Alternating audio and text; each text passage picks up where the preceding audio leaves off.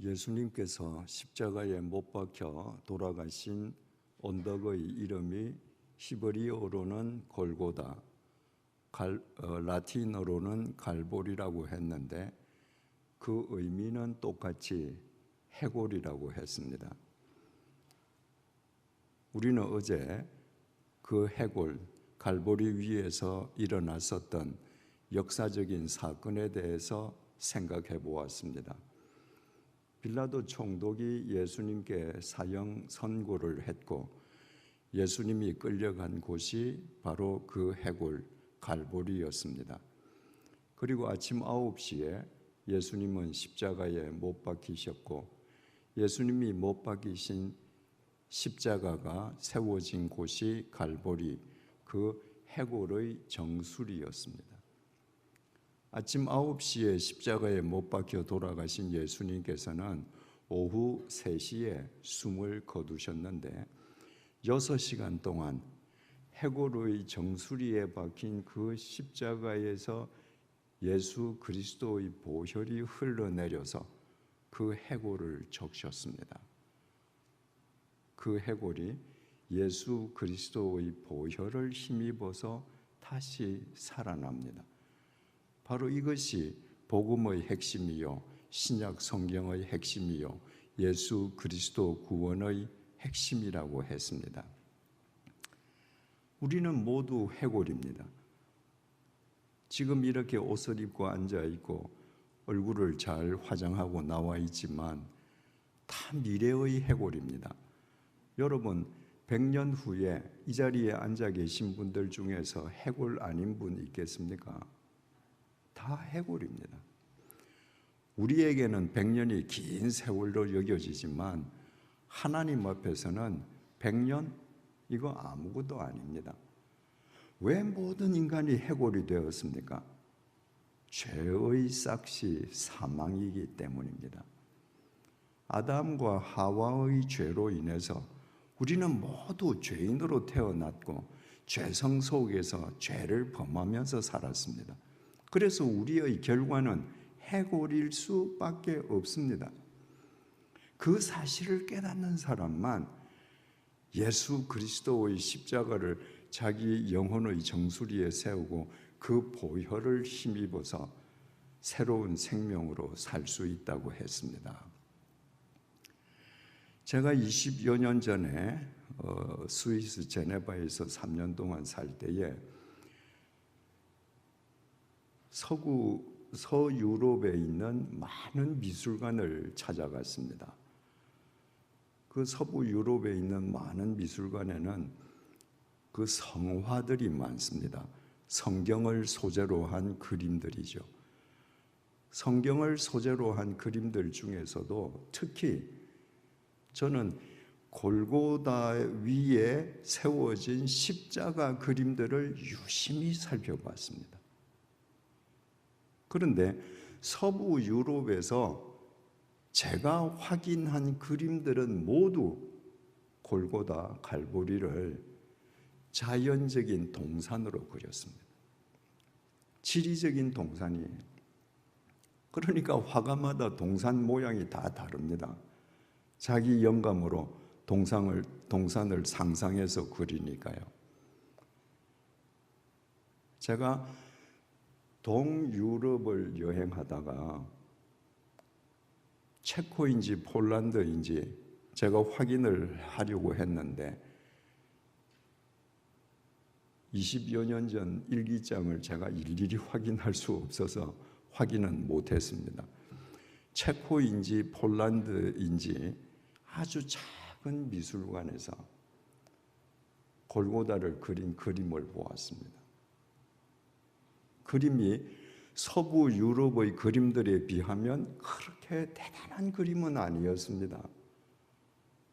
그런데 그 화가는 골고다 갈보리 언덕을 해골로 그렸습니다. 제가 지금까지 본 유일한 그림입니다. 그 화가는 골고다를 사람의 해골로 그리고 그 해골의 정수리에 십자가를 꽂았습니다. 그리고 십자가를 타고 그 해골 머리 위로 빨갛게 생명의 보혈이 해골을 적십니다. 제가 성경을 보면서 느꼈던 영감과 똑같은 그림이었습니다. 여러분, 그 화가가 유럽에서 그 쟁쟁한 화가들이 골고다를 모두 지리적인 자연적인 언덕으로 그리는데 그 화가는 어떻게 해골로 그렸겠습니까? 예수 그리스도의 십자가에서 해골로 피가 흘려서 해골이 피로 적셔지는 그림을 어떻게 그릴 수 있었겠습니까? 자기가 죽을 수밖에 없는 해골임을 자각한 사람이기 때문일 것입니다. 그러지 않고서는 그런 그림 그릴 수 없습니다. 그 해골은 곧 자기 자신인 거예요. 그래서 자기 영혼의 정수리에 세워진 예수 그리스도 십자가의 보혈이 자기를 살린다는 신앙 고백을 그렇게 표현한 것입니다. 죄의 삭은 사망이기에 나도 죽고 해골이 된다. 그것을 통절하게 자각하는 사람만 예수 그리스도의 십자가를 모시고 새로운 삶을 살아갈 수 있습니다. 오늘은 그 해골 동상, 그 갈보리와 관련된 인간 군상들에 대해서 함께 살펴보고자 합니다. 그 갈보리와 관련된 인간 군상들을 살펴봄으로써 우리 각자, 우리 자신은 어떤 인간인가 한번 점검해 보기 위함입니다. 제일 먼저 가롯 유다입니다. 여러분, 오늘 제가 이 시점 현재 세계 인구가 얼마인지 검색을 했더니 80억이 넘는 것으로 나왔습니다. 작년 초에 제가 검색을 했을 때는 72억이었는데 1년 만에 8억이 더 늘었습니다. 지금 현재의 인구만 해도 대단하지요. 80억이면. 그런데 하나님께서 창세기 1장 2절에서 천지를 창조하시고 사람을 창조하신 이래 이 땅에서 태어나고 이 땅을 거쳐간 사람들을 다 합치면 얼마나 되겠습니까? 엄청난 숫자가 되지 않겠습니까? 그 엄청난 숫자 중에서 이 땅에 인간의 몸을 입고 강림하신 성자 예수님을 직접 대면하고 그분과 3년을 숙식을 같이 하면서 그분의 제자로 산 사람은 12사람밖에 없습니다. 인류 역사상 가장 복받은 사람입니다. 가롯 유다가 그 12명 중에 한 명입니다. 그런데 가롯 유다가 어떻게 했습니까? 은산 30냥과 스승 예수를 맞바꾸었습니다. 인류 역사상 가장 복된 자리를 은 30냥 때문에 발로 차버렸습니다. 그 결과는 비참했습니다. 자기의 잘못을 깨닫고 가롯 유다가 자살하지 않습니까? 그럼에도 불구하고 그는 지금까지도 저주의 대상이 되어 있습니다. 왜? 예수 그리스도를 배반하고 예수 그리스도를 갈보리로 보내는 동기를 제공한 사람이기 때문입니다. 일본 수도원에 어느 수도원에 원장이 나무를 12그루를 심었다고 합니다. 그리고 그 나무 12그루에 12제자의 이름 명패를 붙였습니다. 몇 년이 흐르고 나니까 가롯 유다 명패가 붙은 나무가 시들어가는 거예요. 그래서 왜 그럴까? 혹시 하고 원장이 가롯 유다의 팻말을 떼고 베드로 팻말이 붙어있는 나무에 붙이고 그 베드로의 팻말을 가롯 유다 팻말이 붙어있던 나무에 붙였습니다.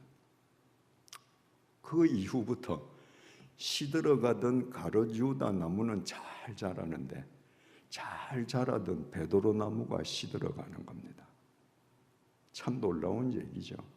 가르지우다는 생각만 해도, 그 이름을 듣기만 해도, 눈으로 보기만 해도 사람들의 마음에서 저주의 파장이 나가는 거예요. 그러니까 가르지우다 이름이 붙은 나무가 시들시들해지는 겁니다. 예수님께서 그 가르지우다를 가리켜서 이렇게 말씀하셨습니다. 마태복음 26장 24절입니다. 인자는 자기에 대하여 기록된 대로 가거니와 인자를 파는 그 사람에게는 화가 있으리로다. 그 사람은 차라리 태어나지 아니하였더라면 제게 좋을 뻔하였느니라.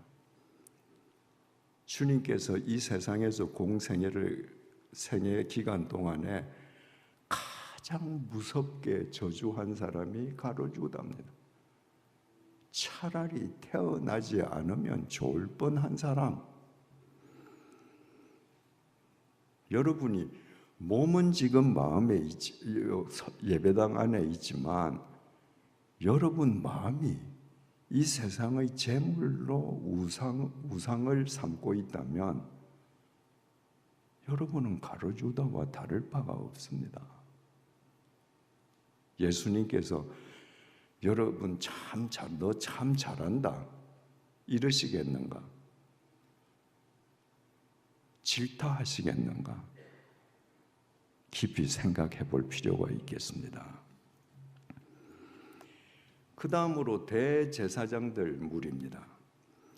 가르지우다의 배신을 이용해서 예수님을 붙잡아 와서 대제사장 집들에서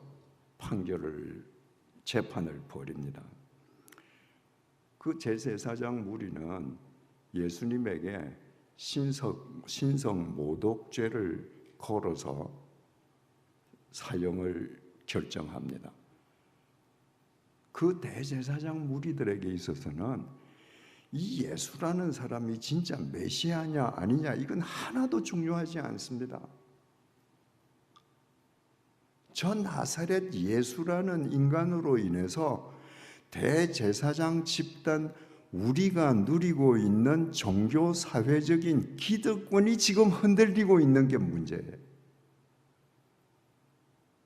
그러니까 저 예수가 설령 이 땅에 강림한 성자 하나님이 맞다 할지라도 우리의 종교 사회적인 기득권을 확보하기 위해서 죽여야 되는 겁니다.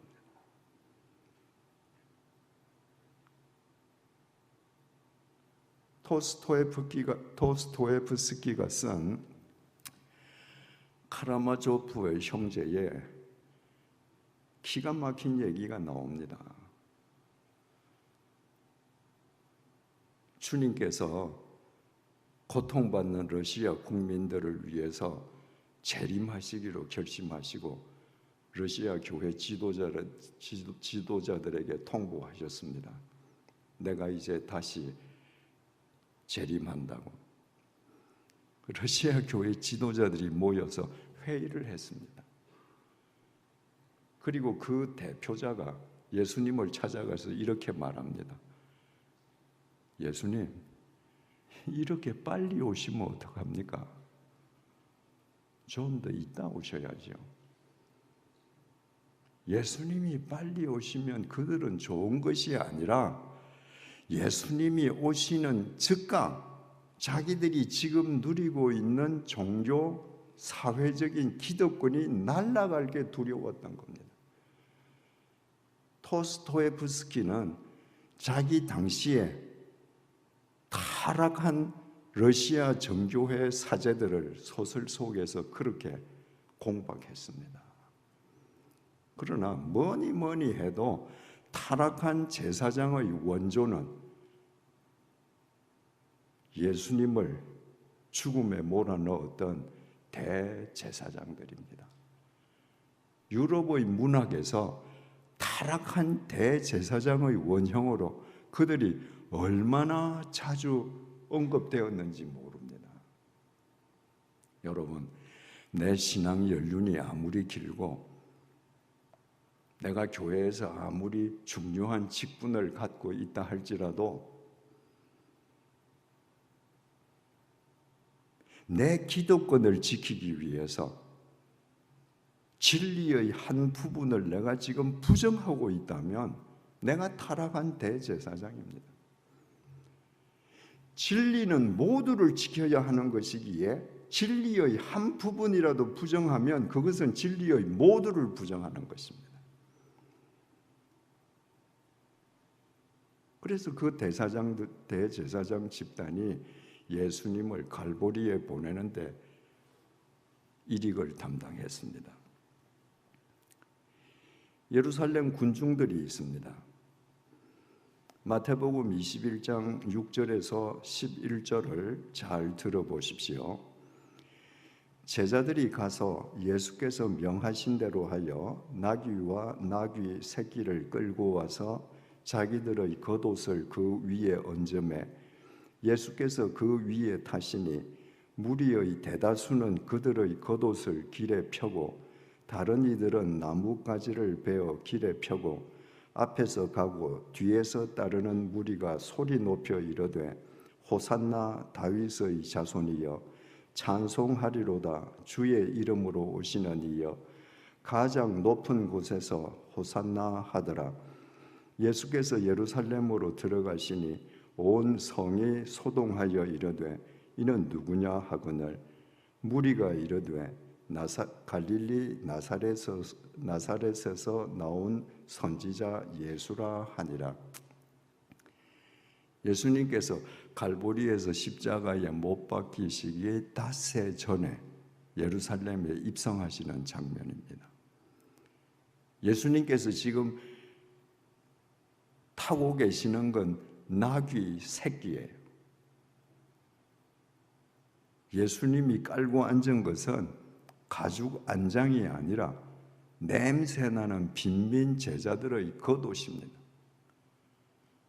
예수님이 탄 새끼 나귀가 걸어가는 그 앞에는 붉은 카페트가 깔려 있는 것이 아니라 그 사람들이 던진 자기 옷 그리고 사람들이 던진 나뭇가지들입니다. 그런데 예루살렘 사람들이 그 예수를 보고, 이게 지금 코미디 같은 장면인데 그 예수를 보고 호산나라고 열광적으로 환영합니다. 호산나는 지금 구원해달라는 겁니다. 그리고 예수님께서 예루살렘 성에 딱 들어가시니까 온 성이 소동했다고 되어 있습니다. 예루살렘 안에 있는 그 성민들이 얼마나 열광적으로 주님을 환영했던지 성이 소동했다고 되어 있는데, 우리말 소동하다로 번역된 헬라어 동사 세이오는 지축이 흔들린다는 겁니다. 여러분들 혹시 관중으로 꽉 찬 야구장에 한번 구경 가신 적이 있습니까? 관중이 꽉 찬 축구장에 구경 가신 적이 있습니까? 관중이 꽉 찬 야구장에서 홈런이 터지면요, 사람들이 와 하는데 그 순간에 지축이 흔들리는 느낌을 받습니다. 축구장에서 우리 선수가 골을 넣어서 탁 들어가는 순간에 와 하면 지축이 흔들립니다.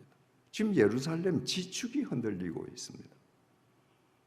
그러면 그 예루살렘 군중들이 다 예수님이 누구신지 지금 알고 호산나 하면서 예수님을 환영하는 것 같지요?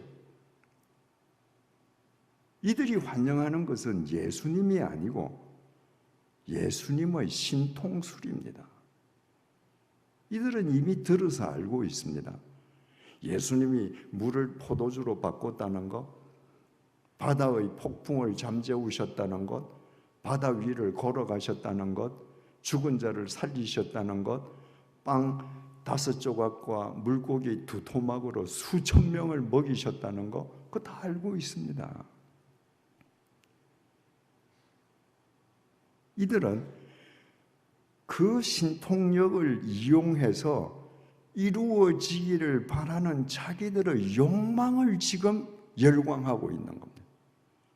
쉽게 말하면 예수님의 신통력을 이용해서 성취되기를 바라는 자기들의 욕망을 투사해서 예수에게, 실제의 예수가 아니라 예수의 허상을 향해서 지금 열광하는 겁니다.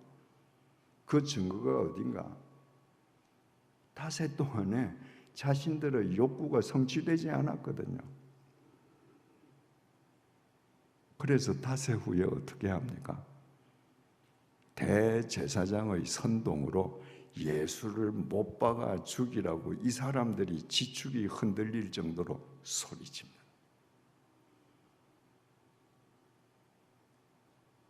자기 욕망에 사로잡혀 있으니까 대제사장 무리가 거짓 모함으로 선동하는데 간단하게 선동당하는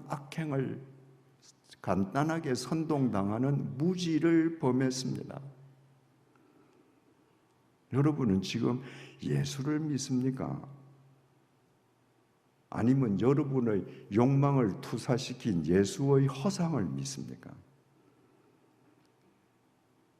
여러분이 예수를 믿는다면 어떤 상황을 당할지라도 예수님만 신뢰할 것입니다. 그러나 여러분들이 여러분의 욕망을 투사한 예수의 허상을 믿는다면 여러분들은 예수님을 원망할 때가 수없이 많을 겁니다. 여러분은 여러분이 만든 예수를 믿으니까, 예수는 여러분의 종처럼 여러분이 원하는 거 다 해줘야 되니까. 예수님은 그런 분이 아닙니다. 여러분이 여러분의 욕망을 예수님에게 투사해서 예수님의 허상을 예수라고 믿으면 여러분 쉽게 선동당하는 무리를 범하게 됩니다. 욕망에 사로잡혀 있으면요, 사리 분별력이 없습니다. 이 세상에는 언제든지 선동하는 악행을 범하는 사람들이 있습니다. 교회들 중에도 있습니다. 목사들 중에도 있습니다. 선동은 진실로 하는 게 아닙니다. 선동은 거짓으로 하는 겁니다. 왜 선동하는가?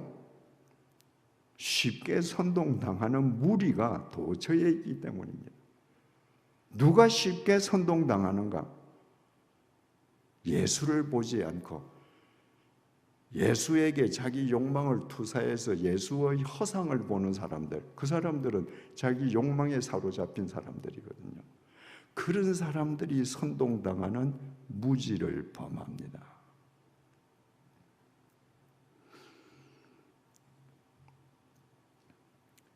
그 다음에는 빌라도 총독입니다. 대제사장 무리가 그들의 종교법에 의해서 예수님에게 사형을 결정했지만 식민지 백성인 대제사장 무리에게는 사형 집행권이 없었습니다. 사형 집행권은 오직 한 사람, 로마 제국이 파견한 빌라도 총독, 그만 가지고 있었습니다. 그래서 대제사장 무리가 빌라도에게 예수를 끌고 간 겁니다. 빌라도 총독이 예수님을 신문했습니다.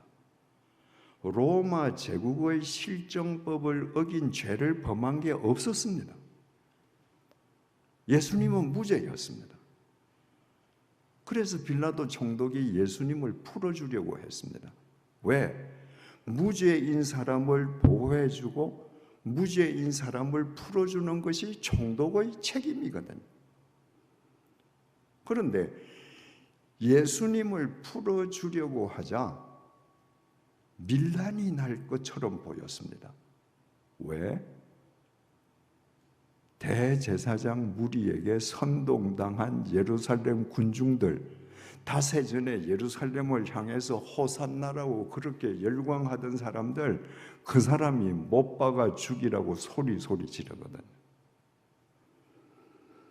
마태복음 27장 24절입니다. 빌라도가 아무 성과도 없이 도리어 밀란이 나려는 것을 보고 물을 가져다가 무리 앞에서 손을 씻으며 이르되 이 사람의 피에 대하여 나는 무죄하니 너희가 당하라. 빌라도는 분명히 예수의 무죄를 알았습니다. 풀어주려고 했습니다. 그러나 대제사장 집단들에게 선동을 당한 예루살렘 군중들이 밀란을 일으키려는 것을 보고 마음을 바꿨습니다. 그리고 물이 들어있는 대야를 가져오게 했습니다. 그리고 손을 씻으면서 자, 너희들 원하는 대로 사형시켜. 그러나 이 사람 피에 대해서 나는 죄가 없어. 손 씻었어.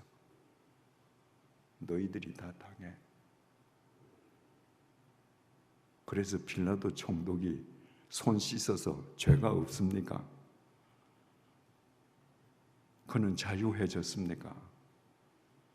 그렇지 않습니다.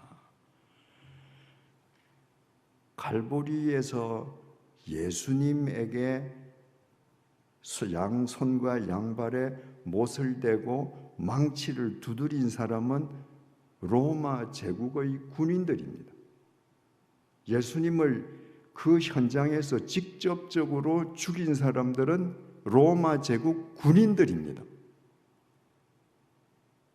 그런데 우리는 어떻게 사도신경을 통해서 빌라도 총독을 고발합니까? 사도신경입니다. 본디오 빌라도에게 고난을 받으사 십자가에 못 박혀 죽으시고 예수를 죽일 것인가 사형 언도를 내릴 것인가 말 것인가 그 유일한 책임자는 빌라도 총독이었습니다. 그는 그 책임을 유기했습니다. 사람들이 무서워서 그 책임을 다하지 않았습니다. 그래서 기독교인들은 전 세계에서 프랑스든 영국이든 저 아프리카든 사도신경을 통해서 빌라도를 고발하고 있습니다. 얼마나 무서운 저주입니까? 여러분, 기독교인들의 사도신경에 대한 빌라도 총독에 대한 고발은 인류의 역사가 종말을 맞을 때까지, 다시 말해서 주님께서 재림하실 때까지 계속될 것입니다.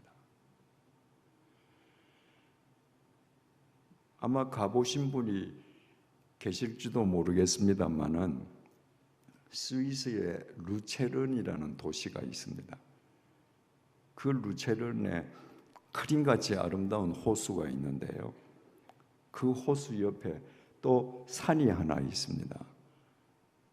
그래서 한국 여행사들이 한국 관광객들을 주로 그 산으로 많이 데리고 갑니다. 그 산 위에서 밑으로 루체른 호수를 내려다보면 정말 기가 막히죠. 그 산 이름이 필라투스입니다.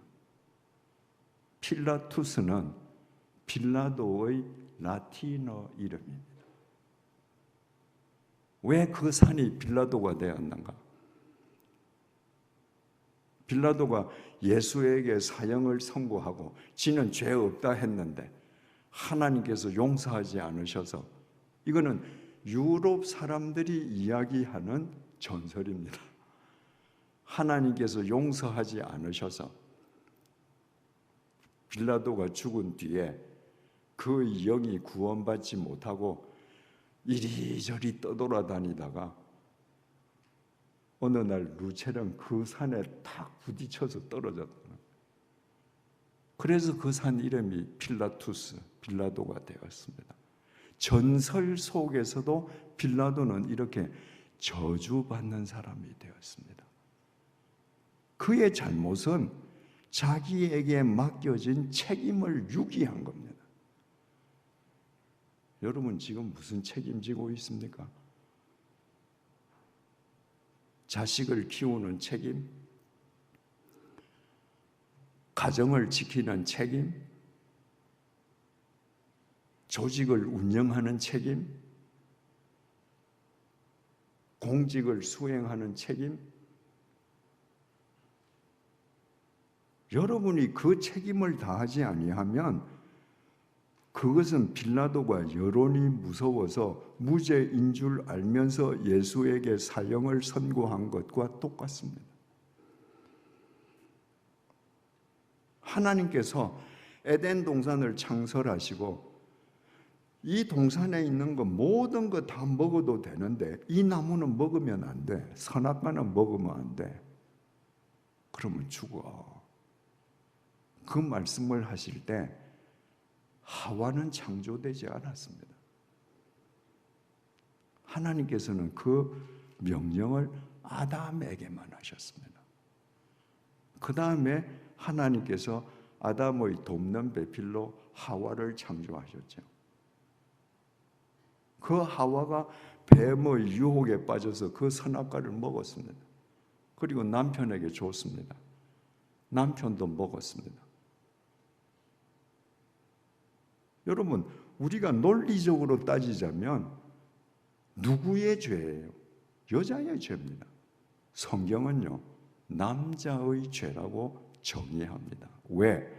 그 나무를 먹지 말라는 말씀을 받은 사람, 그 나무를 먹지 않도록 자기 아내가 된 하와를 보호할 책임이 있는 사람이 아담이었기 때문입니다. 그래서 성경 전부 다 아담 한 사람으로 죄가 들어왔다 그럽니다. 여러분이 아무리 작은 책임이라도 여러분에게 주어진 책임을 다하는 것은 이렇게 중요합니다.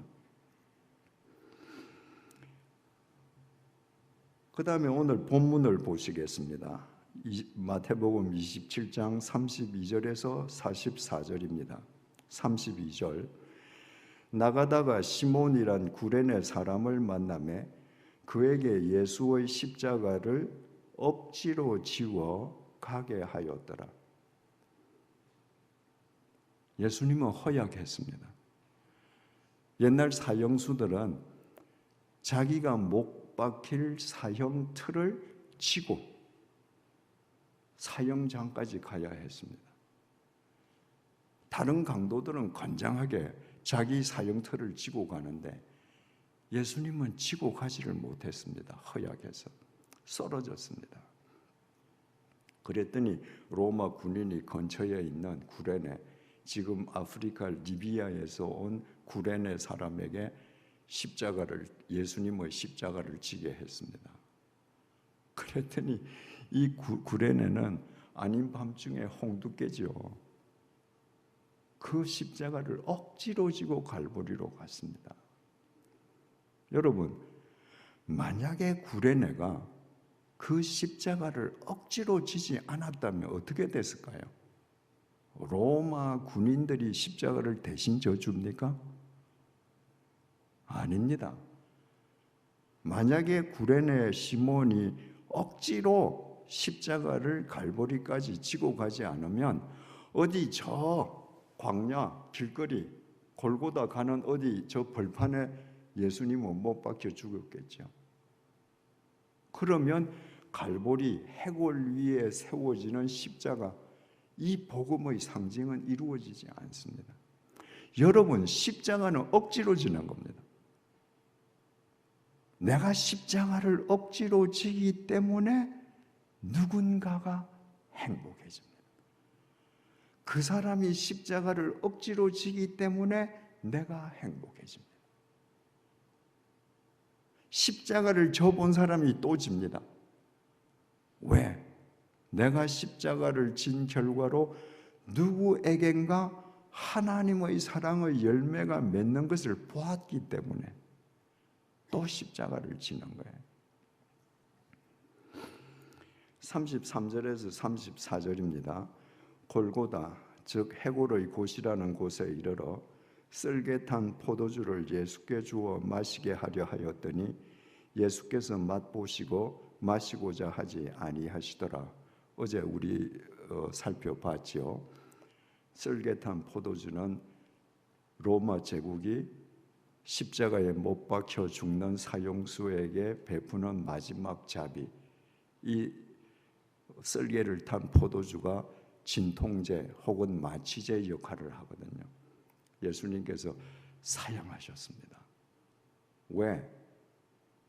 죄의 싹슨 사망이기에 그 인간들을 위해서 주님께서 그 인간의 죄값을 대신 치르시기 위해서 십자가의 제물로 돌아가시니까 십자가의 그 고난의 고통을 100% 받으셔야 우리에게 100% 구원이 임하는 것이지, 주님께서 그 구원을 한 80%만 받으신다, 경감시킨다, 구원이 완전해질 수 없는 겁니다. 35절에서 36절, 그들이 예수를 십자가에 못 박은 후에 그 옷을 제비 뽑아 나누고 거기 앉아 지키더라. 어제 말씀드렸죠. 사형수의 옷은 복을 가져다 준다는 속설이 있었습니다. 그래서 사형수 십자가에 그 못 박혀 죽는 그 사형수를 못 박으면 거기에 동원된 그 군인들이 어떤 옷을 가져갈 것인지 항상 서로 신경이를 벌리는 겁니다. 그래서 이 사람들은 지금 제비를 뽑습니다. 누가 먼저 뭘 가져갈는지. 그리고 거기 앉아 지키더라. 이 사람들은 옷 제비 뽑고 예수님을 못도 박습니다. 근데 누군지 모르고 못 박아요. 그리고 거기에 앉아 지킵니다. 거기 앉아 지키는 일이 얼마나 무의미하고 쓸데없는 짓인지 이 사람들은 모릅니다. 여러분들은 매일매일을 살면서 그게 무슨 의미인지, 여러분이 하시는 일이 정말 의미 있고 쓸데있는 일인지 생각하시면서 삽니까? 이 군인들은 이렇게 제비를 뽑아 나누고 아무것도 모르고 그냥 우두커니 그냥 지키고 앉아 있는데, 마가복음 15장 39절은 이렇게 증언합니다. 예수를 향하여 섰던 백부장이 그렇게 운명하심을 보고 가로되 이 사람은 진실로 하나님의 아들이었도다 하도다.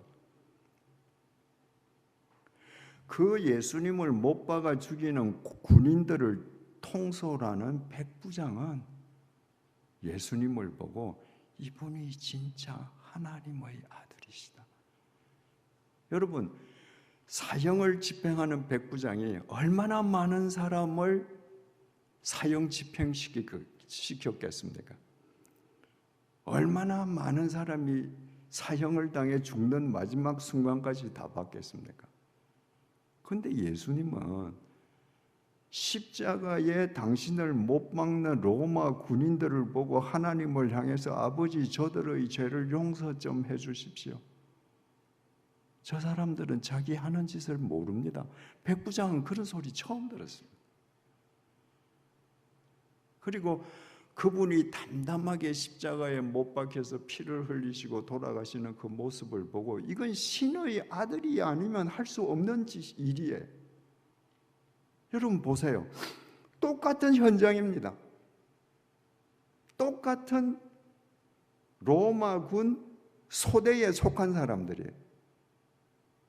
다른 군인들은 예수 못 받고 그 옷 어떤 옷 가질까 지금 제비 뽑고 그리고 아무 의미도 없이 우두커니 지키고 있는데, 그 중에서 백부장은 이분은 하나님의 아들이시다 고백합니다. 똑같은 현장에 있는데 이렇게 갈렸습니다. 37절, 그 머리 위에 이는 유대인의 왕 예수라 쓴 죄패를 붙였더라. 십자가에 못 박혀 죽는 죄수들은 그 빌라도 법정에서 이제 딱 형이 선고가 되면 거기서부터 십자가를 메고 사형장까지 갈 때까지 목에다 죄패를 걸고 가야 합니다. 예를 들면 성폭행범일 경우에 목의 죄패를 성폭행 3범이라고 거는 겁니다. 그렇게 철저하게 수치를 주는 겁니다.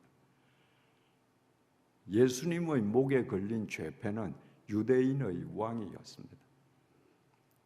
대제사장 집단이 이 세계의 왕은 로마 황제 한 분밖에 없는데 저자가 왕을 참칭한다. 그리고 고발했거든요. 그게 죄명이 유대인의 왕이에요.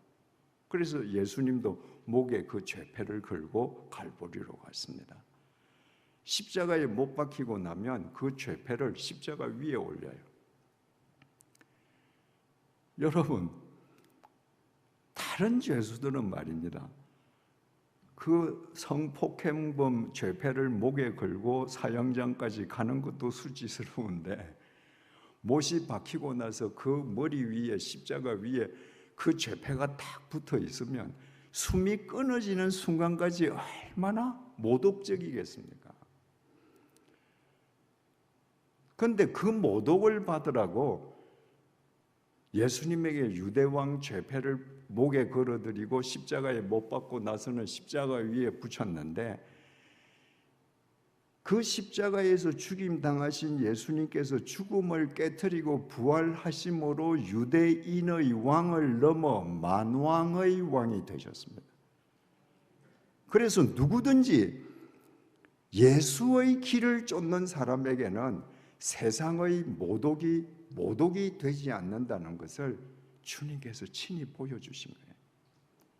여러분이 진실로 예수의 길을 걷다가 모독을 받으면 걱정하지 마세요. 그건 모독이 안 됩니다. 어느 날 주님께서 그것을 사람들 앞에서 영광으로 바꿔주실 겁니다. 38절입니다. 이때에 예수와 함께 강도 둘이 십자가에 못 박히니 하나는 우편에 하나는 좌편에 있더라. 성자 하나님께서 인간의 죄값을 대신 치르시기 위한 십자가의 제물로 못 박히신다고 해서 하나님께서 그 예수님의 십자가를 특별석을 마련해서 그 특별석에 십자가가 세워지게 하신 게 아닙니다. 주님은 지금 우리 죄를 대신해서 우리 죄를 짊어지고 우리 죄값을 치르시기 위해서 십자가에 못 박히시잖아요. 그래서 좌우에 흉측한 강도하고 같이 못 박히셨습니다. 죄가 없으신 분이 우리의 죄를 담당하시기 위해서 진짜 죄인처럼 죄인들과 함께 못 박히신 거예요. 39절에서 40절입니다. 지나가는 자들은 머리를 흔들며 예수를 모욕하여 이르되 성전을 헐고 사흘에 짓는 자여, 내가 만일 하나님의 아들이거든 자기를 구원하고 십자가에서 내려오라 하며. 지나가는 사람들, 예루살렘 군중들이죠. 지나가는 사람들은 예수를 보고 머리를 흔들며 모욕했습니다. 여러분, 사람이 머리를 흔들고 모욕하는 것은 모욕의 극치입니다. 우리도 그러잖아요. 이야기하다가 그 인간도 아니야. 그 인간, 그 짐승이야. 상대하지 마. 이럴 때 머리를 흔듭니다. 예루살렘 군중, 그들이 누구예요? 다 세전에 그렇게 열광했던 사람들 아닙니까? 그런데 선동을 받아서 예루살렘 못 박아 죽이라고 소리 지르는 것도 모자라서 이제 그 앞에서 머리를 흔들면서 모욕합니다. 예수님께서 자기 성전된 육체를 가리켜서 너희가 이 성전을 헐면 내가 사흘 만에 다시 세우리라. 너희들이 나를 십자가에 못 박아 죽이면 내가 사흘째 되는 날 죽음을 깨뜨리고 다시 살아나리라. 그런 의미로 말씀하셨는데 그 말을 유대인들은 46년 동안 돌과 나무로 지은 유대 예루살렘 성전을 헐면 내가 사흘 동안 이 나무와 돌로 성전을 새로 짓겠다. 이 오해한 겁니다. 그 지금 그 소리 하는 거예요. 네가 그 성전을 헐면 사흘 만에 다시 짓겠다 했다며, 네가 하나님의 아들이라면 거기서 내려와 봐. 여러분, 인간들이 참 못됐습니다. 알지도 못하면서 누가 뭐라고 하면 부화뇌동에서 사람을 모독할 때 모질게 합니다. 예루살렘 인간들이 지금 그렇습니다. 41절에서 43절입니다. 그와 같이 대제사장들도 서기관들과 장로들과 함께 희롱하여 이르되 그가 남은 구원하였으나 자기는 구원할 수 없도다. 그가 이스라엘의 왕이로다. 지금 십자가에서 내려올지어다. 그리하면 우리가 믿겠노라. 그가 하나님을 신뢰하니 하나님이 원하시면 이제 그를 구원하실지라. 그의 말이 나는 하나님의 아들이라 하였도다. 여러분, 대제사장들, 서기관들, 장로들, 유대교 지도자들 평소에 그 구별된 옷을 입고 얼마나 점잖을 떠는 사람들입니까? 그 사람들도 예수님을 놀려 먹으려고 예루살렘에서 갈보리까지 찾아왔습니다. 그리고 희롱합니다. 네가 다른 사람은 구원한다면서 너는 구원 못하냐? 네 하나님의 아들이라며. 진짜 하나님이 아들이면 내려와봐. 카라마조프에 그 나오는 러시아 정교회 사제들보다 훨씬 더 모진 사람들입니다. 44절, 함께 십자가에 못 박힌 강도들도 이와 같이 욕하더라. 강도들은 아무것도 모르고 예수님 좌우에 못 박혔는데 지나가는 행인도 고개를 절레절레 흔들면서 모욕하고, 예루살렘에서 지체 높은 대제사장들, 장로들, 서기관들도 나와서 예수를 희롱하는 걸 보고 부하내동에서 이 두 강도들도 지금 주님을 욕을 했습니다.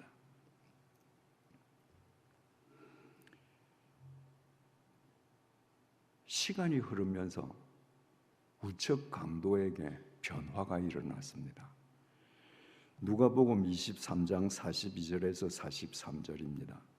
이르되 예수여 당신의 나라에 임하실 때에 나를 기억하소서 하니 예수께서 이르시되 내가 진실로 네게 이르노니 오늘 네가 나와 함께 나군에 있으리라 하시니라. 마태복음 27장 44절에는 분명히 양쪽 강도들이 함께 예수님을 욕했다고 되어 있잖아요. 그건 못 박힌 직후 처음에는 욕을 했습니다. 그런데 시간이 경과한 다음에 우측 강도의 심경의 변화가 일어났습니다. 여러분, 아까 예수님께서 자기의 형틀 십자가를 메고 가시는데 허약해서 그 십자가를 다 메고 가지 못해서 쓰러지셨다고 그랬잖아요. 보통 2000년 전에 죄수가 사형틀에 못이 박히면 그 횡격막이 그 목을 조아서 이렇게 몸이 처지면서 죽을 때까지 평균 사흘이 걸렸다고 그럽니다. 근데 예수님은 6시간 만에 돌아가셨잖아요. 근데 그 십자가에 못 박히는 사형수에게 로마 제국이 마지막으로 베푸는 자비는 모략탄 포도주를 주는 것이고 진통제, 마취제를 주는 것이고, 십자가에 못 박힌 사형수에게 로마 제국이 주는 특권은 숨이 끊어지기 전까지 로마 황제를 제외하고는 누구든지 욕을 해도 허락해 줬습니다. 그러니까 사흘 동안 근 72시간 동안 지금 못이 박혀서 악에 박힌 이 사형수들이 온갖 욕설을 다 내뱉는 겁니다. 그러니까 사형수들이 십자가에 못 박히는 날이면 예루살렘 사람들은 그 사형수들이 욕하는 재미로 나가서 구경하는 거예요. 뭐 어떤 사형수는 우리 옆집에 있는 김씨 있지, 그거 겉으로는 번지르르하게 보이지, 근데 그 사람은 아주 나쁜 사람이야. 그 사람 옛날에 누구 집 돈 얼마 훔쳤어. 뭐 진실이든 아니든 온갖 소리를 다 하는 겁니다. 그러니까 이 두 강도도 분명히 그렇게 욕을 하고 있을 터인데 예수님은 한마디도 욕을 하지 않으십니다. 누구도 저주하지 않으십니다. 그리고 저들을 용서해달라는 소리를 백부장보다 더 가까이서 들었습니다. 아, 이분은 나와 다른 분이다. 그래서 자기의 영혼을 그에게 의탁했습니다. 똑같은 강도인데 똑같은 현장에서 못 박혀서 지금 똑같이 죽어가는데 그들도 이렇게 갈렸습니다. 제자들입니다. 제자들은 전날 밤에 예수님과 최후의 만찬을 끝내고 겟세마네 동산에서 기도하러 갈 때까지만 해도 이 세상 사람들이 모두 다 버린다 할지라도 우리는 주님을 절대 버리지 않는다고 호언장담했던 사람들입니다. 근데 베드로는 대제사장 집 뜰에서 예수님을 처음에는 부인하고 예수님을 부인해도 상대가 안 믿으니까 두 번째 맹세하고 부인하고. 유대인이 뭐로 맹세합니까? 하나님의 이름으로 맹세하는 거예요. 하나님의 이름으로 나 저 사람 몰라 맹세해. 그래도 상대가 안 믿으니까 세 번째 부인하고 맹세하고 저주했습니다. 저 저주받을 인간 나는 절대 몰라. 하나님의 이름으로 맹세해. 그것뿐만이 아니었습니다. 예수님께서 십자가에서 못 박히시는 현장에서 다 도망갔습니다. 요한 사도 한 명을 빼고. 왜? 지금 예수님께서 왕을 참칭하다가 국사범으로 지금 십자가에 못 박혀 돌아가셨으니까 그 불독이 자기네들한테 튈 수 있거든요. 예전에 공화당 말기에 김재규 정보부장의 그 권력이 하늘을 날아가는 새도 떨어뜨리지 않았습니까? 대한민국에서 사업을 한다는 사람 치고 공직자 중에 출세하겠다는 사람 치고 김재규 정보부장에게 줄을 대고 싶어서 안달 안 난 사람이 있습니까? 근데 그분이 박정희 대통령 시해범으로 밝혀졌습니다. 그와 친하게 지나던 사람들도 모두 연을 끊었습니다. 난 모른다 그랬습니다. 왜? 대통령을 죽인 사람하고 내가 친한 게 소문나면 내게 무슨 불이익이 있을 줄 모르거든요. 제자들 다 도망갔습니다. 그런데 십자가에 못 박히신 주님께서 요한이 한 명 남은 걸 보고 요한에게 자기 생모 마리아를 부탁합니다. 그랬더니 요한이 마리아가 죽을 때까지 그 마리아를 자기 집에 모셨습니다. 그 절체절명의 순간에 예수님께서 십자가에서 돌아가시는 그 절체절명의 순간에 자기 목숨을 부지하기 위해서 도망가는 대다수의 제자들,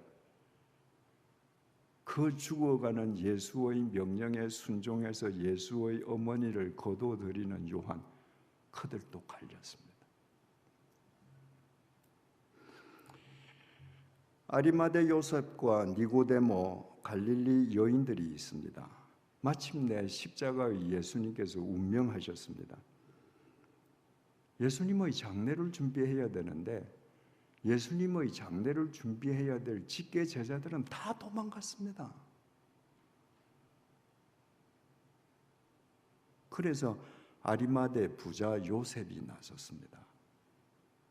아리마대 부자라는 게 중요합니다.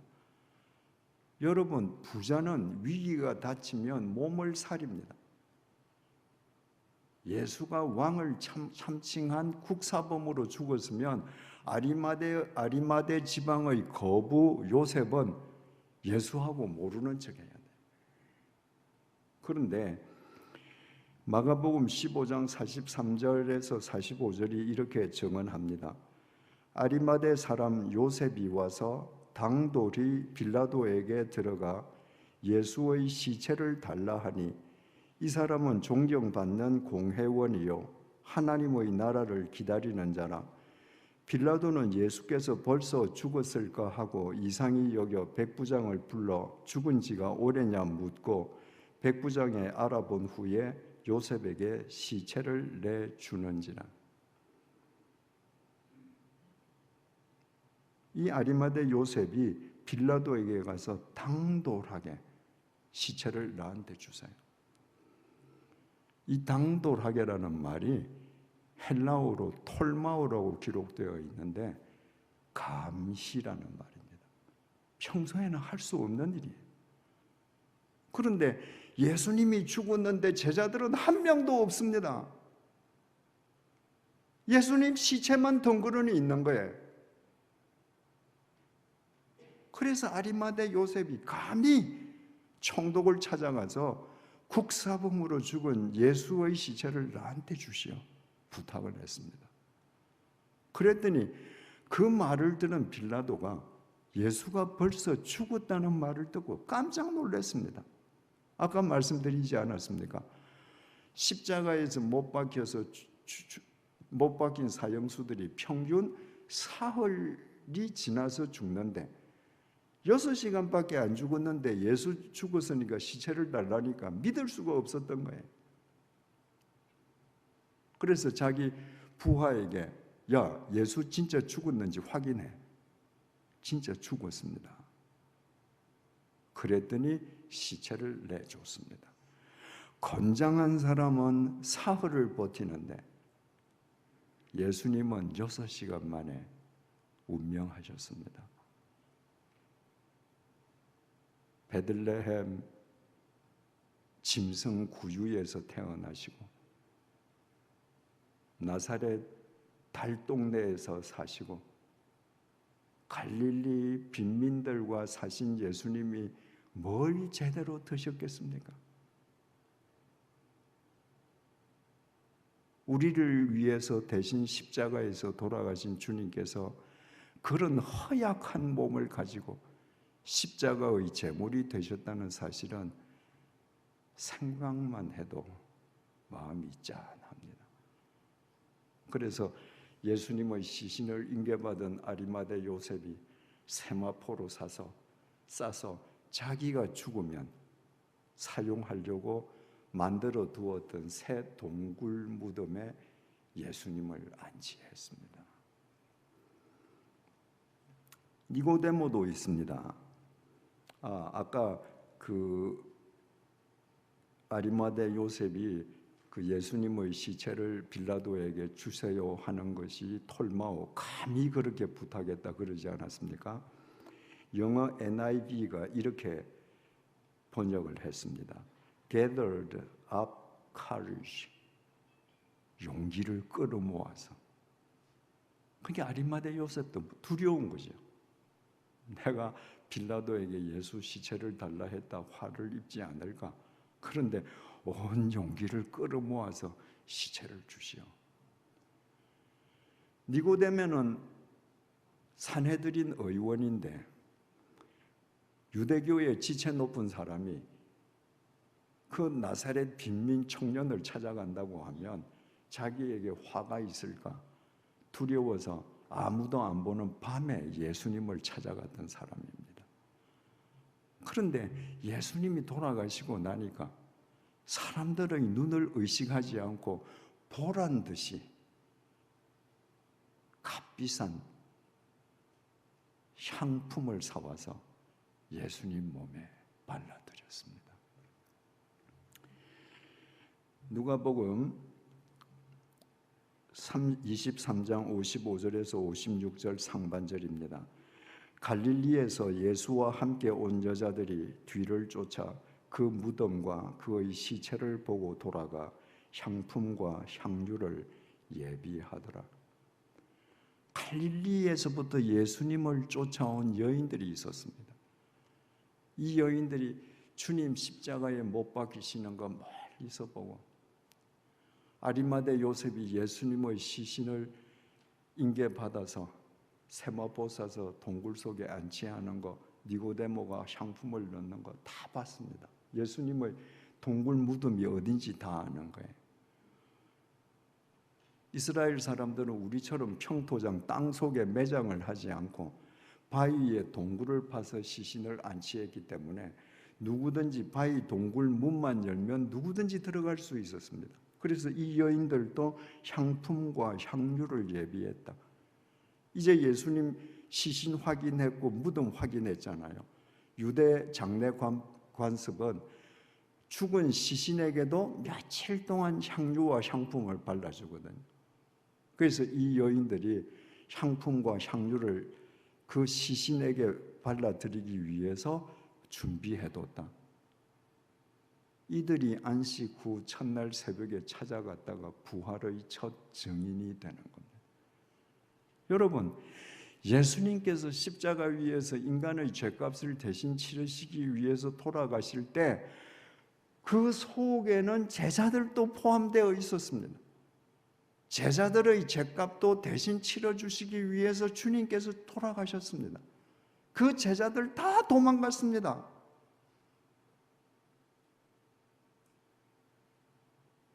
그리고 다른 사람들이 주님의 장례식을 치르고 다른 사람들이 주님의 그 동굴 속 무덤에 안치된 주님의 시신에 발라줄 향품과 향유를 발랐습니다. 예수님의 입장에서 보자면 참 씁쓸한 장례식입니다. 우리는 지금 성경이 증언하는 갈보리와 관계된 인간 군상들, 갈보리 위의 인간 군상들을 살펴봤습니다. 지금까지 등장한 이 모든 인간들, 이 모든 그 사건들은 이 세상의 축소판입니다.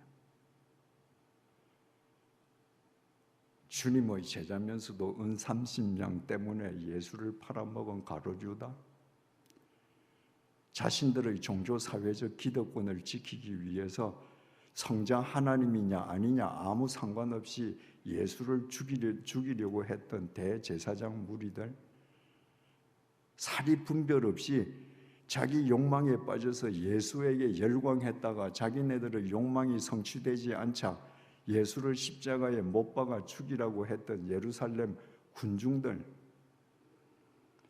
예수를 십자가에 못 박고 그 옷을 누가 가질까 제비를 뽑고 아무 의미도 없이 그 앞을 우두커니 지니고 있는 로마 군인들,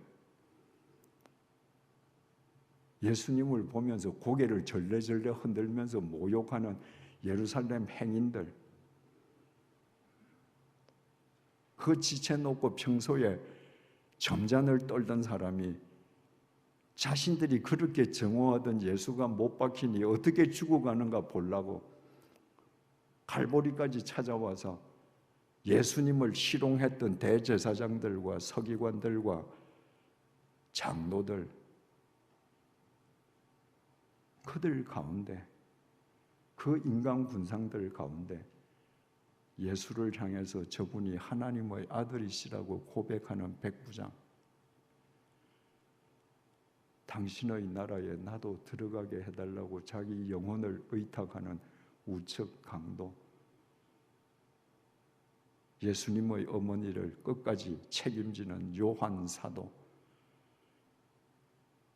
국사범으로 죽은 예수의 시체를 감히 빌라도에게 달라고 해서 장사 치르는 아리마대 요셉,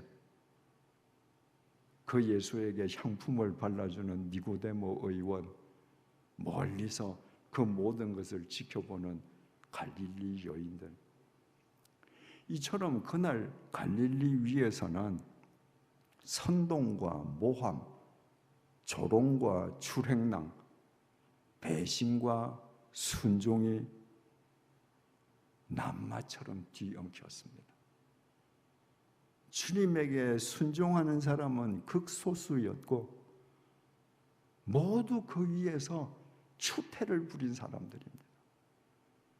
근데 여러분, 이 사람들은 2000년 전에 그 현장에서 그 시점에서 지금 이런 짓들을 하고 있는데 우리는 지금 2000년이 지난 시점에서 그거 보고 있잖아요. 왜 이 사람들이 이렇게 예수를 괴롭히고 모독하고 몹쓸짓을 했겠습니까?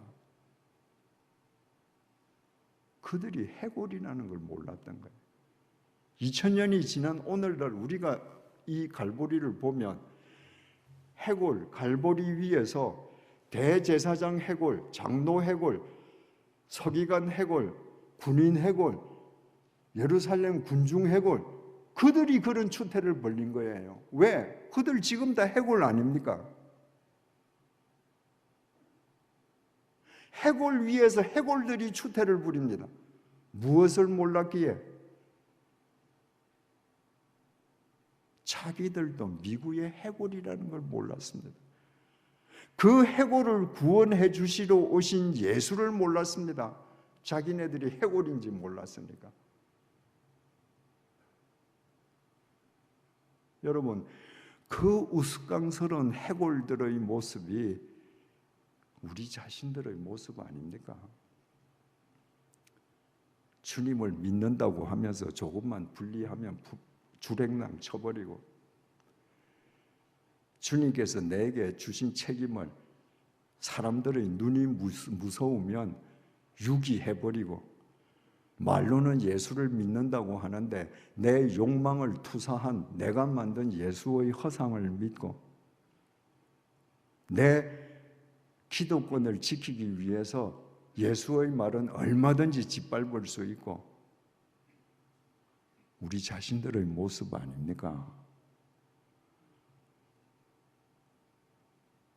만약에 이것이 사실이라면 우리가 똑같이 2000년 전에 갈보리 해골 위에서 해골들이 추태를 부린 것처럼 오늘 이 시간에도 우리가 해골의 추태를 부리고 있는 겁니다. 전문 디자이너들이 참고로 보는 전문 서적 가운데에 일루지온이라는 책이 있습니다. 환상이라는 거죠. 오래전에 그 책에 실렸던 그림이 있습니다. 아주 귀 부인이 막 이렇게 막 부푸는 드레스 있지 않습니까? 부푸는 드레스 입고 뭐 온갖 보석을 다 치장하고 머리를 이렇게 산처럼 올리고, 그리고 경대 앞에 앉아서 경대를 들여다보면서 화장을 고치는 그림이에요. 그런데 그 경대 거울 속에는 해골이 들어 있습니다. 참 의미심장한 메시지죠. 그 부인이 아무리 그렇게 가꾸어도 미래의 해골을 가꾸는 거라는 메시지를 그 디자이너가 그렇게 준 거예요.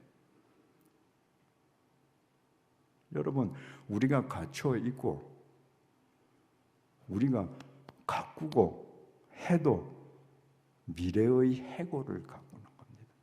왜 우리가 해골인가?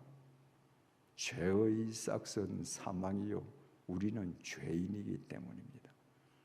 그 사실을 알아야, 내가 해골 갈보리인 것을 알아야 예수 그리스도의 십자가를 내 영혼의 정수리에 모시고 새 생명의 사람으로 살아갈 수 있습니다. 살아가는 교우 여러분, 우리 해골임을 잊지 마십시다. 우리 영혼의 정수리에 예수 그리스도의 보혈이 흐르는 그의 십자가를 모십시다. 그때 우리는 갈보리 위에서 추태를 부렸던 인간 군상들이 아니라 예수 안에서 영원한 예수의 작품으로 살아갈 수 있습니다.